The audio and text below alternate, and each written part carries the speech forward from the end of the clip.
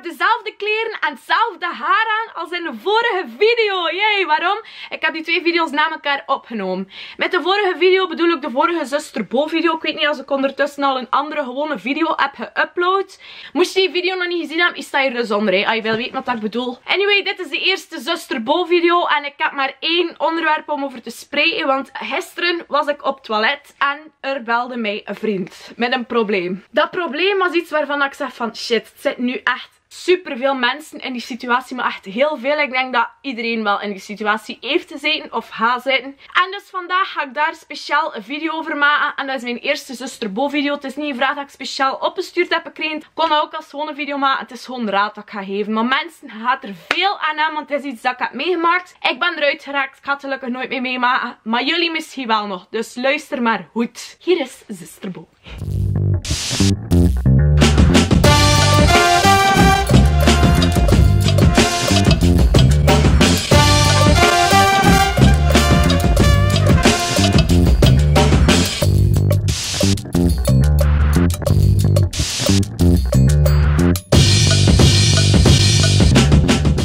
Wat was het probleem? Dus die vriend in kwestie, ik ga zijn naam uit respect niet noemen. Die zit nu in het middelbaar. Ik weet nu niet in welk jaar dat hij zit. Ik denk in het 4e of in het 5e. Dat maakt niet uit. Die heeft dit jaar voor het eerst in zijn leven van school veranderd. Maar die is nu echt ongelukkig. Maar echt super ongelukkig. Ik ken die jong echt super goed. En dat is echt een vrolijke jong. Die is altijd blij. In onze vriendengroep is die altijd een van de vrolijkste. En een dat nooit loopt te zagen. De rest loopt allemaal te zagen. Fuck jullie. Maar hem zaagt nooit.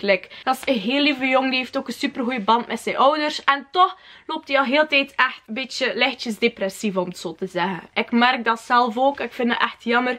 En ik haat het om hem zo te zien. Ik haat het om andere mensen zo te zien. Dus dat er iets is, zeggen die mensen. Oké. En dus wat is het probleem? Die heeft altijd een super goede band gehad met zijn klas. Dat waren zijn beste vrienden. Ze deden alles samen. En dit jaar heeft hij zijn nieuwe klas. En dat is totaal gewoon een zak aarde. Zit geen leven in. Weet je wel? Je zei het zelf ook, ja, als ik iets zeg in de vorige klas moesten ze altijd lachen en nu, ja, no one gives a fuck. Het is gewoon elke dag de mannequin challenge op school. Die zegt gewoon van, ja, dat is niet leuk, dat demotiveert mij voor school. Ik heb geen vriend. Je mist dat echt op zijn school, zo een squad. Op school heb je altijd je squad. Ik ga je één iets zeggen, ik ga daar straks op terugkomen. Uw vriend van school zijn geen echte vriend. Dus ja, dat mist hij. Zo een groepje schoolvrienden. Op school, je weet zo nooit wat gedaan. Je heeft zo geen vast groepje waar hij altijd kan gaan bijstaan of zo. En hij mist dat. En dat maakt dat wel een beetje droevig. Want ik weet, die is echt wel gehecht aan vriend. Mensen, ik ga je één iets zeggen. Fuck dat. Echt waar. Ik werd in elke school waar ik naartoe ben geweest echt gehaat. Maar echt, ik kreeg zoveel haat van iedereen. Niemand kon mij af op school en ik had allemaal valse vrienden. Sorry dat je er nu naar kijkt, maar ik hoor niemand meer van jullie.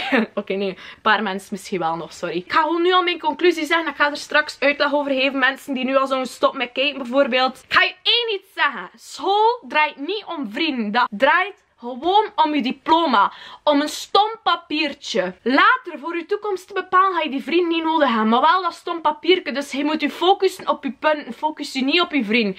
Ik snap dat vrienden wel een belangrijke rol spelen. Het is leuker voor naar school te gaan dan je vrienden hebt. Maar als je gewoon echt zegt van kijk, ik ga me focussen op mijn punten. Zonder vriend lukt dat zelfs nog beter. Want dan komen ze niet samen van ja, mag ik het overschrijven? Of dat zijn je niet afhankelijk van mensen. Be an independent bitch. Echt waar, dat gaat veel beter lukken. Maak gewoon dat je toetsen, je taken, je examens, dat goed is. Zodat je dat stom papiertje in je handen hebt. En dan kan je het maken in het leven. Als je niet moeite doet voor dat papiertje, maar wel voor die mensen, dan ga je niks brengen in het leven. Want die mensen kun je elk moment verliezen. Eerlijk, niemand blijft in je leven. Iedereen laat je in de steek. Dus focus niet op mensen, maar op je diploma. Oh, ik klink echt als leerkracht. Ik heb er trouwens ook nog 2 jaar voor gestudeerd, dus dat mag wel. Wat ik dus al zei, uw vrienden op school zijn trouwens geen echte vrienden. Als dat van sommige mensen een uitzondering is, oké, don't judge me. Dat is gewoon mijn eigen ervaring dat ik nu vertel. Want ten eerste, die mensen heb je leren kennen door school. Moest je niet naar school gaan, zou je ze nooit kennen. En eerlijk, buiten school hoor je ze, oké, sommigen wel. Maar als je al van school verandert of gestudeerd af, zijn dat die eerste die zeggen, ja, we gaan contact houden. Maar het zijn de laatste dat je hoort. Integendeel hoort je soms zelfs niet meer. Dus je vrienden op school zijn ten eerste al geen echte vrienden. Waarom zou je er dan druk op maken?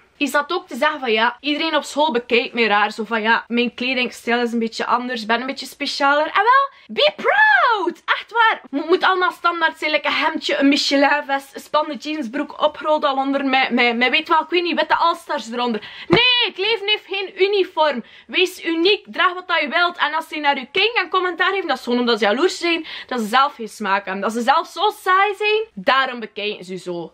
They're just jealous. En ik weet niet, bij mij keken ze gewoon... Ja, ik was eigenlijk altijd redelijk marginaal gekleed. Dus ik begrijp dat wel dat ze daarom naar mij keken. Maar en dan nog, zij ervaren het niet. Ik was nog altijd uniek. Op school ga je altijd mensen hebben die roddelen en kijken. Vooral de populaire bitches. Zo de mooie bitches met dikke tetten en zonneblank kleurtje. En blond haar en zo de duurste kleren. Dat zijn dan die dan het meest gaan roddelen over u. Waarom? Ja, weet wel, dat zijn zo de populaire girls. En als ze zien dat je iets speciaals doet, dat ze er niet kunt, dan gaan ze haten op u. Omdat ze weten van, ah, fuck. Nee, straks krijgt ze meer aandacht dan mij. Negatieve aandacht is ook aandacht, meid. Dus dat hij gaat haten op mij, dan ga ik er inderdaad graag. Uw klas. Als uw klas niet leuk is, dat is wel een beetje jammer. Ik ga niet liegen. Ik heb soms een klas gehad waarvan dat ik dacht van, chill, dat is wel tof. Maar ik heb nooit zo echt een sterke band gehad met mijn klas. Ik weet niet als dat aan de groep zelf ligt of gewoon aan mij. Waarschijnlijk aan mij. Dat is natuurlijk wel een beetje jammer, want like voor groepswerk en zo, ja. Ik snap dat wel. Het is belangrijk dat er een klasfeer is. Anders is dat niet leuk voor naar school te gaan. Maar je moet nog altijd denken, met of zonder die mensen. Allee, het is met die mensen dat je dat zit, maar kost daar bijvoorbeeld ook met andere mensen zitten. Uiteindelijk ga je hetzelfde moeten doen. Goed studeren, zodat je goede punten hebt. Dus die mensen doen er echt niet toe. Ze zijn gewoon decoratie. Weet wel, decoratie in je leven. En decoratie, dat is iets dat je niet nodig hebt. Allee, soms wel, maar soms less is more. Weet wel, hoe minder mensen in je kring, hoe beter. Minder profiteurs. Minder dingen waaraan je moet denken. Minder vriendschappen voor te onderhouden. Dus meer tijd voor jezelf. Meer tijd voor te studeren. Zeg, wie doet er aan je studeren? Kom aan. Nee. Het is echt wel belangrijk. Je moet gewoon niet denken aan die mensen. Je hebt ze niet nodig voor te halen waar dat om draait in school. Ik zeg nog één keer, dat is dat stom papiertje dat ik niet eens meer weet leggen. Ik weet niet eens waar dat mijn diploma ligt. Mijn afstudeerhoedje hangt daar wel. En wel, kijk, dat hoedje vind ik nog specialer dan mijn vriendschappen dat ik in het middelbaar. Het zijn misschien 2 vriendschappen dat ik echt mis of zo. Misschien zelfs 1, weet ik veel. Van mijn klas hoor ik letterlijk niemand meer. Heel soms een keer, maar echt heel soms. En ja, dat is het echt. Als je mensen hebt dat je zegt van ik hoor die nog altijd. Ook al is het zo lang geleden dat we in dezelfde klas hebben gezeten. Koester dat dan, zou ik zeggen. Ik heb dat al sinds niet, dus ik kan daar niet veel over zeggen. Maar aan de mensen die dat nog gaan meemaken. Allee, pesten ook bijvoorbeeld. Allee, ik ben zelf, ik ga niet zeggen gepest geweest. Echt pesten hebben ze niet gedaan met mij. Maar like, ze roddelden wel over mij. En dat maakte mij wel een beetje triestig. Maar moest ik het nu tegen die Bo toen kunnen klappen, zou ik gewoon zeggen, kijk Bo, hier. Het 7 vingers, stikt in midden naar eruit. Ik zou gewoon zeggen, kijk negeer, ze loopt voorbij. Dus zo met uw haar, weet ik, kijk veel. Bootje, je bent beter dan Udder. Want hij is niet zo'n bitch die zit te judgen. Hij focust gewoon op uzelf. En dat is goed. Zij kunnen dat niet. Ze zijn jaloers. Echt waar. Ik zou veel tegen Bootje kunnen zeggen. Maar ik zou ook zeggen, Bootje doet allemaal hetzelfde. Want je bent nu gelukkig. Je hebt dat echt goed gedaan. En dat moet je zelf ook doen. Maak gewoon jezelf gelukkig. Focus niet op andere mensen. Als je pesten, echt waar, praat erover. Probeer daar toch iets aan te doen. Maar dan probeer je gewoon van niks aan te trekken. Like, lachen ze uit met iets. Wel, fuck dat, ja. Weet wel, smaak en verschil. Dat is normaal. Iedereen heeft een andere mening over elkaar. Maar dat wil niet zeggen dat je daarom iemand moet uitlachen. Weet wel, dat is ridicuul. Dat moet je daarom niet doen. Maar als ze dat doen, wie is er aan de winnaar? Hij of hun? Hij. Want weet wel, hij blijft sterk. Maar ze er zitten te lachen. Dat zijn losers. Dat zijn echt losers. Sorry. Echt waar. Like, gaan ze daar zelf beter van worden? Nee, integendeel. Voor mijn part worden ze veel slechter en zijn ze echt kapot lelijk zo. Hetgeen dat ze over u zeggen, zijn meestal dingen dat ze vinden vanuit zichzelf. Like, iedereen die mij ooit een slet heeft genoemd, kijk de kei. Ze zijn al met 20 dus mensen naar bed geweest. Ze zijn al meer geslachtsziektes dan verkoudheden gehad. Dus sorry wij. Dat moet je mij niet zo noemen, nee. Like mijn zus, haar favoriete citaat dat ze nu heeft. Alles wat je zegt ben jezelf. En wel, kijk, meestal klopt dat echt wel bij mensen. Echt waar. Als ik daar nu zo over nadenk, maar kijk, ik ga het niet te lang maken. Dat was dus de eerste Zuster Bo video. Dat rijmt. Wow, dat rijmt gewoon. Zuster Bo video. Ik hoop dat jullie er iets aan hebben gehad. Als jullie nu in die periode zitten en hebt meer vragen die hier rond te maken hebben, mee te maken hebben. Mijn Nederlands is ook al helemaal naar de zak. Heb meer vragen of wil meer advies of wil meer weten of wil meer weten uit bepaalde stukken uit mijn leven die daarmee te maken hebben. Of met iets anders en moet daarom daar mee te maken hebben. Gelijk welke vraag. Ik zeg het, kijk naar de vorige video. Ik geef hier meer uitleg over wat je allemaal kunt zeggen. Doe het. Zet het hieronder. Stuur het op Snapchat, Instagram, maakt niet uit. E-mailadres. En dan kan ik daar een tweede zusterbo video van maken. Ik heb weer gerijmd. Ik hoop dat ik toch een paar mensen heb geholpen. Zit je in die periode? Ik zeg het, praat erover. Met mij of met iemand anders, maakt niet uit. Je moet er gewoon echt over praten. Denk je dat je nog in die periode gaat geraken? Bereid er je gewoon goed op voor. Onthoud zeker mijn raad. Niet bang zijn. Onthoud mijn raad. Als je er nog niet hebt ingezeten, ga je echt nog in een moeilijke periode komen. Want iedereen gaat er nog in zitten. Denk gewoon, kijk, jullie zijn allemaal zakjes met kak in. Dat boeit niet wat dat jullie denken. Nee. En als je het al meegemaakt hebt en je wilt erover praten, mag dat ook altijd. Weet je, ik sta gewoon altijd open voor te luisteren. Ik heb toch niks te doen. Jawel, werken en video's maken. Het is al dat ik nog doe. En één, dat is slapen. Meer doe ik eigenlijk echt niet. Dat is letterlijk het enige dat ik doe.